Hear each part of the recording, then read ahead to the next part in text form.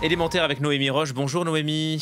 Quelle semaine après la loi Duplomb qui réintroduit certains pesticides, après la reprise de la construction de l'autoroute 69, voici la suspension des zones à faible émission, les ZFE, qui a été votée donc par les députés.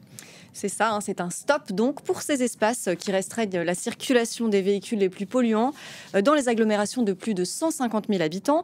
Il s'agissait d'une mesure emblématique de la loi Climat et Résilience, du premier quinquennat d'Emmanuel Macron, annoncé en 2018.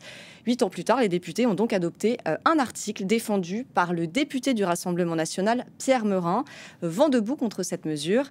Alors pour tenter de sauver les ZFE, la ministre de la Transition écologique, Agnès Pannier-Runacher, avait déposé un amendement avec le gouvernement pour limiter leur obligation à Paris et Lyon seulement, les villes les plus exposées à la pollution, mais ça n'a pas suffi. Les détails avec Mathilde Moreau. Les bancs clairsemés et un avis défavorable du gouvernement. Malgré tout, les députés adoptent un amendement pour la suppression des ZFE. L'Assemblée nationale a adopté. Présentes dans une quarantaine d'agglomérations, ces zones restreintes aux véhicules les plus polluants sont critiquées à l'extrême droite, à droite et même à gauche. La France insoumise dénonce une exclusion de certaines catégories de la population. Un avis partagé par des usagers de la route. On trie les gens sous prétexte que leurs véhicules sont trop anciens et surtout qu'ils n'ont pas les moyens de les changer. Mais l'adoption de cet article est incomprise pour les associations de défense de l'environnement. Je pense que les députés qui ont voté pour supprimer les zones à faible émission ont fait un choix totalement irresponsable qui va à l'encontre de la santé publique. Il faut rétablir les aides financières, la prime à la conversion et la cibler vers les ménages les plus en difficulté si vraiment on veut qu'ils puissent faire cet effort-là. Le sort des ZFE n'est pas encore scellé. Les parlementaires doivent d'abord adopter le projet de loi dans son ensemble. La pollution de l'air est responsable chaque année de 40 000 morts en France. Ouais, cette loi elle a été très mal comprise finalement. Exactement. D'abord parce qu'elle était considérée comme une mesure antisociale, c'est ce qu'on vient d'entendre dans le reportage. Certains considèrent donc que ces ZFE excluent des catégories de population qui n'ont pas les moyens de s'acheter des véhicules moins polluants.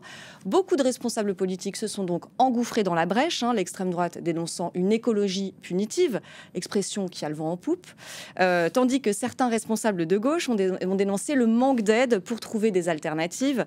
Il faut dire donc que la prime à la conversion a été supprimée en décembre dernier. Cette mesure, elle permettait d'obtenir une aide financière de l'État pour les ménages les plus modestes afin de remplacer un véhicule essence ou diesel par un véhicule moins polluant, enfin peu polluant. Il n'y avait pas assez d'aide non plus, selon certains, pour pousser les collectivités à investir dans de meilleurs réseaux de transport, notamment dans certaines agglomérations moins bien pourvues que Paris.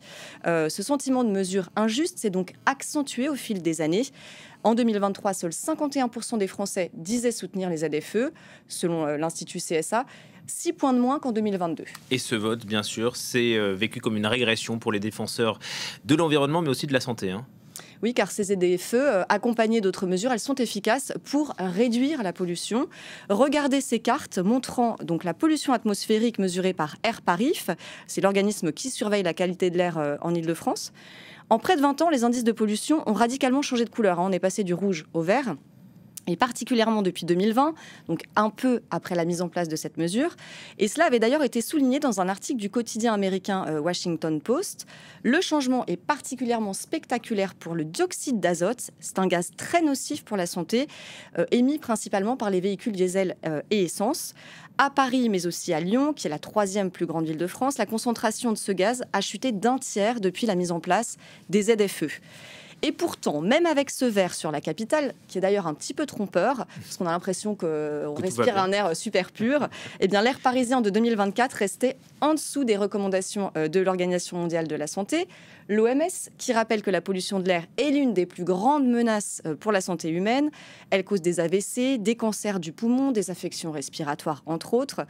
C'est aussi ce qu'a souligné la ministre de la Transition écologique. Cette pollution cause des dizaines de milliers de décès précoces en France, de maladies graves et de pathologies chez les enfants, notamment chez les plus modestes. Enfin, on va rappeler que dans le monde, 7 millions de personnes meurent chaque année à cause de ce fléau qui contribue en plus au changement climatique. Merci beaucoup pour ces mauvaises nouvelles, Noémie Roche.